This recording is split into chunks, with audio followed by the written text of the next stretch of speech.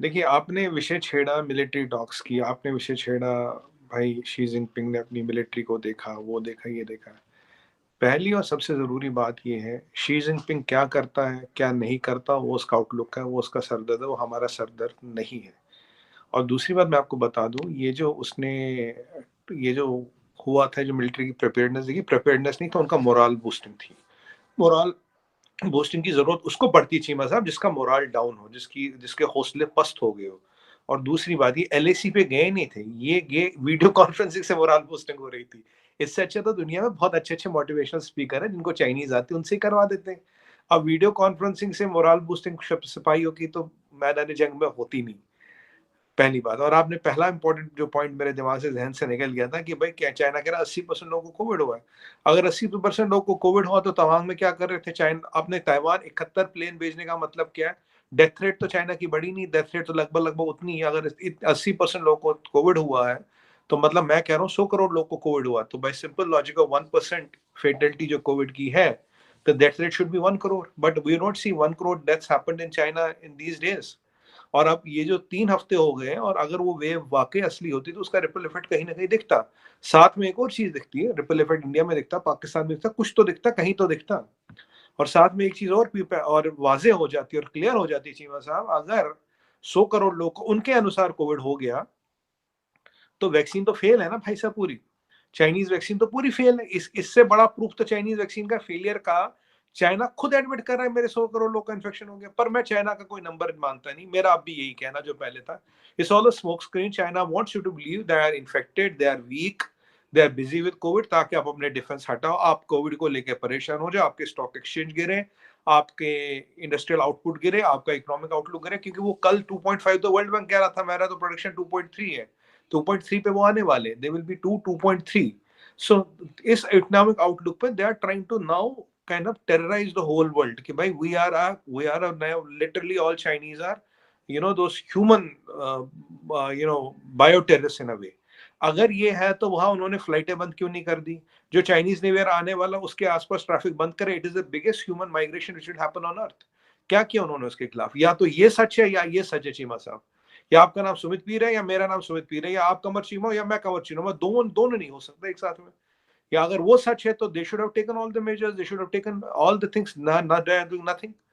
तो ये सब शोषा है, ये सब दुनिया को भरगलाने का काम है, दुनिया पे दबाव डालने का काम है।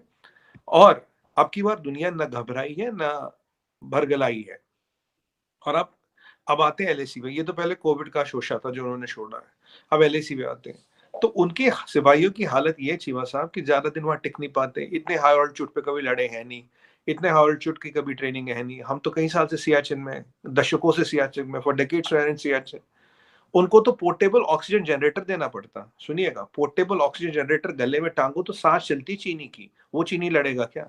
मैंने आपको पहले भी बोला था, 4 फुट की दुकान में ज्यादा सामान नहीं आता, 4 फुट हाइट, 4 फुट दिमाग। तो लिमिटेड सामान है, लिमिटेशन है, फिजिकल लिमिटेशन लड़ने की। और शी क्या कर रहा है? शी अब इतने टाइम बाद उनको वीडियो कॉन्फ्रेंस से उनकी मोरल बूस्टिंग कर रहा है। और याद कीजिए, जब गलवान का इंसिडेंट हुआ या उसके पहले भी मोदी जी कई बार एलएसी गए, राजनाथ सिंह जी कई बार एलएसी जाते रहे हैं।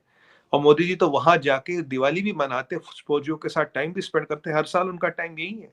हर और हम अब और जो हमारी एलएसी और लद्दाख से लेकर अरुणाचल तक, अरुणाचल उत्तराखंड वगैरह जाती है, इन हर जगहों पे मोदी जी पर्सनल जा चुके हैं, सिपाहियों के साथ रहे हैं, टाइम स्पेंड किया, फेस्टिवल मनाया है। इसे कहते हैं देश के सिपाही की मोरल बूस्टिंग, क्योंकि जी में अहंकार है चीमा साहब। अहंकार मतलब arrogance. Why arrogance? Because the PLA does not fight for the flag of China. PLA does not even fight for China. PLA fights for CCP.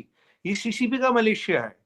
And their allegiance and they are swearing their loyalty to the general secretary, जो आज की date में Xi Jinping है। तो Xi Jinping तो आका हो गया ना, प्रेसिडेंट तो हुआ ही नहीं। भाई जो सिपाही है वो अपनी मादरे वतन होता है, वो ही lights fights for his land and soil. They are not even fighting for land और soil, they are fighting for CCP. And there my बाप और आप और जो अब्बा है उनके है वो जी जिनपिंग है। और बाय द वे आपको ये बताऊं, the whole of PLA reports to the president of China. तो ये तो एक बादशाह और गुलाम वाला स्ट्रक्चर है ना। बादशाह सलामत ने एक आध बार वीडियो कॉन्फ्रेंस पे आके थोड़ा भला फुसला दिया, थोड़ा एक दो बार शब्द कह दिए, उनके लिए तो यही बड़ी बात है कि उनका बादशाह उनके लिए दो शब्द कह रहा है। हमारे प्रधानमंत्री जी, हमारे रक्षा मंत्री जी, हमारे कैबिनेट के कई मिनिस्टर कितनी बार गए। फौज तो हमारी फैमिली है, फौज हमारे लिए नौकर थोड़ी ना, उनके लिए तो फौज नौकर है। चीमा साहब, बहुत फर्क है। और वो फौजी के लड़ने के मोराल में ही वो फर्क पड़ जाता, जो अपने देश के लिए लड़ता, अपनी मिट्टी के लिए लड़ता, दूसरा जो किसी कम्युनिस्ट पार्टी ऑफ चाइना के लिए लड़ता है, जिसको जमीन से मतलब नहीं, जिसको डंडे से मतलब नहीं, और उसका आका है जनरल सेक्रेटरी। आज ये है, कल कोई और जनरल सेक्रेटरी आएगा तो वो आका हो जाएगा। फर्क है चीमा साहब जी। सुमित भाई, ठीक है, आपकी बात जो है उसमें आप ये समझ, एक तो पहले मैं बता दूं कि वो उन्होंने जो विजुअल की है वो पीएलए के हेडक्वार्टर बीजिंग से की है। अब हाँ, जारी वही बात वीडियो है, कॉन्फ्रेंस ना। हाँ, नहीं, वीडियो अब कॉन्फ्रेंस। अब इतने बड़े सारे बॉर्डरों पे तो नहीं है ना शी जिनपिंग पहुंच सकते, जारी बात है, लेकिन पीपल्स लिबरेशन आर्मी के हेडक्वार्टर में बैठ के, फौज के हेडक्वार्टर में बैठ के फौजियों से खिताब कर रहे हैं, कोई अपने बेडरूम से नहीं कर रहे। मैं तो ये जो सुमित भाई, ये जो कॉन्फिडेंस है इंडिया के अंदर, ये एंड क्या ये टीवी पे है या कि आप do you find that this is on ground? जैसे फॉर एग्जांपल आपसे बात कर रहे हैं तो when it comes to China तो ऐसे लग रहा है जैसे गली कोई नहीं है, आप बस खत्म कर देंगे, ए छिंग पोंग उड़ा देंगे, फलाने टमकान कर देंगे, ये कर देंगे, वो कर देंगे। लेकिन when you listen to the strategic minds in India, वो तो कहते हैं कि पीएलए जो है वो हमारे जिसे कहते हैं, वो तो कहते हैं हम तो उसके करीब तरीन भी नहीं है, हमारी तो प्रिपेयर्डनेस ही नहीं है मिलिटरली बात की जाए, क्योंकि इंडिया के पास तो वो वेपन ही नहीं है, इंडिया के पास तो वो चीज़ें ही नहीं है। तो ये जो, बिकॉज मैं तो फ्रैंकली स्पीकिंग, मैं शी जिनपिंग की ये जो मिलिट्री प्रिपेयर्डनेस को सीरियस ले रहा हूँ। The reason behind is, and particularly LAC के ऊपर वो बात कर रहे हैं ना, मैं तो इसको सीरियस। आप क्या समझते हैं कि क्या इंडियन मीडिया के ऊपर इसको नॉन सीरियस लिया जाता है, लेकिन फौज की जो मिलिट्री है या अफवाज हैं, एयरफोर्स नेवी, वो सारे उसको बहुत सीरियस लेते हैं, या वो भी इसी तरह ही हंस खेल के ही आप समझते हैं कि चीजें चला रहे हैं? चीमा साहब, कई सारे सवाल है तो एक एक करके जवाब दूंगा। पहले ये तो आपकी जहनवाजी है, आप सोच रहे थे कि शी जिनपिंग बेडरूम में लेटा हुआ वीडियो कॉन्फ्रेंस करे। चलिए, पीएलए के हेडक्वार्टर तक चले गए, बादशाह सलामत ने इतनी जहमत उठाई, यही बहुत बड़ी बात है। हमारे प्रधानमंत्री जी कहते हैं मैं प्रधान सेवक हूँ। उनका फेस्टिवल, उनकी दिवाली जो सबसे बड़ा हमारे पर्व या त्योहार है, वो फौजियों के साथ मनता है। शुरू से उठ के देखिएगा, वो फौज के साथ खड़े रहते, फौज के साथ खड़े रहते, फौज के उसी जमीन पे खड़े रहते। वीडियो कॉन्फ्रेंसिंग हमारे यहाँ भी चलती, 5G भी चलता है, तो दिक्कत कोई नहीं है। तो आपने मतलब आप पाकिस्तान में ये बात हो रही कि भाई बादशाह सलामत ने वीडियो बेडरूम से लेटे हुए बरम्यूडा में कॉन्फ्रेंस नहीं की, यही बहुत बड़ी बात है। चलिए देखिए, वही मैंने कहा ना, ये बादशाहत वाला सिंड्रोम है, ये बादशाहत, मतलब ये हमारे गुलाम है, ये तो हमारी आर्मी है। जैसे वो जमींदारी सिस्टम होता था पुराने में, प्राइवेट आर्मीज रखते थे, वैसी वाली आर्मी है, पहली बात। और जिन इंटेलेक्चुअल माइंड्स की बात करें चीमा साहब, मुझे नहीं पता किन माइंड्स की आप करें, मुझे तो कोई मिला नहीं इंडिया में। ये शायद आपको ही मिलते होंगे, कोई बात नहीं, आपका संपर्क है ऐसे लोगों से, होना भी चाहिए। और ऐसे ऐसे लोग आपके संपर्क से ही तो पता लगते कि ऐसे ऐसे महानुभाव कौन है। संपर्क होना अच्छी बात है।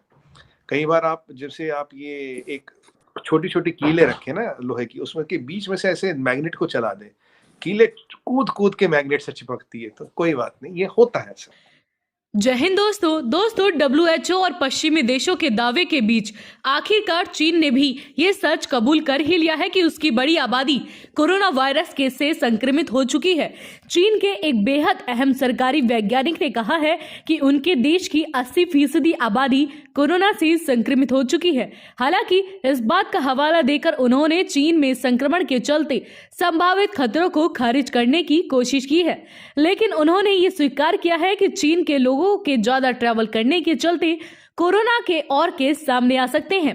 दोस्तों, चीनी centre for disease control and prevention के मुख्य महामारी वैज्ञानिक वू जुनोयू ने कहा है कि लूनर न्यू ईयर की छुट्टियों के दौरान लोगों के बड़े पैमाने पर ट्रैवल करने के कारण महामारी फैल सकती है। इससे कुछ क्षेत्रों में संक्रमण और बढ़ सकता है। बता दें दोस्तों कि चीन के इस लूनर न्यू ईयर पर छुट्टियां रहती है, इसलिए चीन के लोग अपने रिश्तेदारों से मिलने के लिए अलग अलग जगहों पर यात्राएं करते हैं। अब हाल ही में चीन ने अपनी जीरो कोविड पॉलिसी को खत्म करते हुए कई बड़े फैसले भी लिए थे।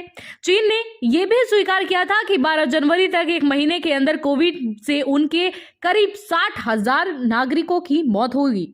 हालांकि विशेषज्ञों का मानना था कि चीन ने इस आंकड़े को काफी कम करके बताया है।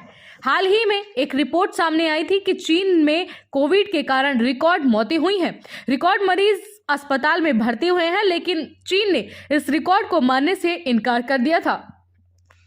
दोस्तों, आंकड़े इस कदर छुपाए जा रहे थे कि असल स्थिति को समझना विश्व स्वास्थ्य संगठन के लिए भी एक चुनौती बन गया था। तो दोस्तों, इस रिपोर्ट में फिलहाल इतना ही। आप हमारे साथ देखते रहिए इंडिया वेब न्यूज।